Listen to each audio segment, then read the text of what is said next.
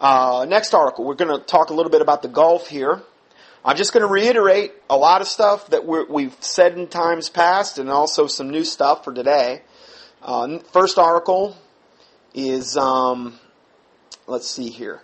This is from today's Press Register. Evidently it's a news periodical. Describes scientists as intrigued and puzzled by the brown residue covering the ocean floor in areas just offshore stretching from Florida to Mississippi. The experts, in their own words, went a bit further. These are quotes from these experts.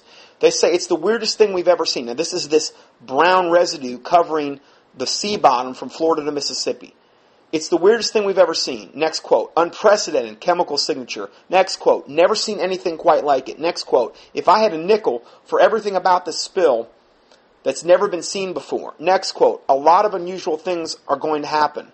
Well, to me it's not unusual. What they've done is they've sprayed that Corexit 9,500 and another form of it we'll talk about in a second. It's sunk the oil to the sea bottom floor and it's just sitting there, literally creating a dead zone in the Gulf.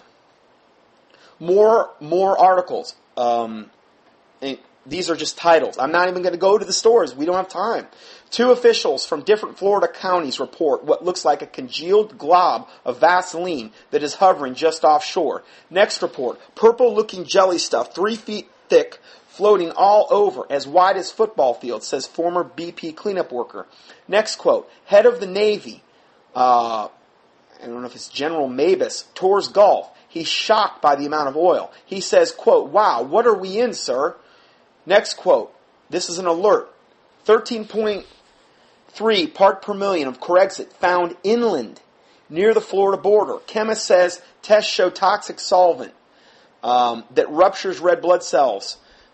Bob Naiman is and I'm going to read a little bit about this one. Bob Naiman is the analytical chemist who performed the test featured on the WKRG's TV broadcast. He was interviewed by Washington Blog for an August 24th report. Highlights of his report include that he found 2 butoxoethanol in the Cotton Bayou sample. This ingredient that he found is an ingredient in the discontinued Corexit 9527. Now, in other words, there's different dispersants out there. The one we've heard about is the Corexit 9550, which we know is 11 times more toxic than the oil itself. It's what's been sinking all the oil in the Gulf. But there's another one that's actually been discontinued. It's called Corexit 9527. And the main ingredient in that particular dispersant is 2-butoxoethanol. And all of a sudden now they're finding that in these things inland. Where did it come from? Naiman said he found no propylene glycol, which is the main ingredient in 9,500. Now, propylene glycol, they put that in all kind of personal care products. Just go look at your underarm deodorant. Go look at any kind of hair care or face care products. They put that stuff in so many things. And guess what? Propylene glycol causes cancer.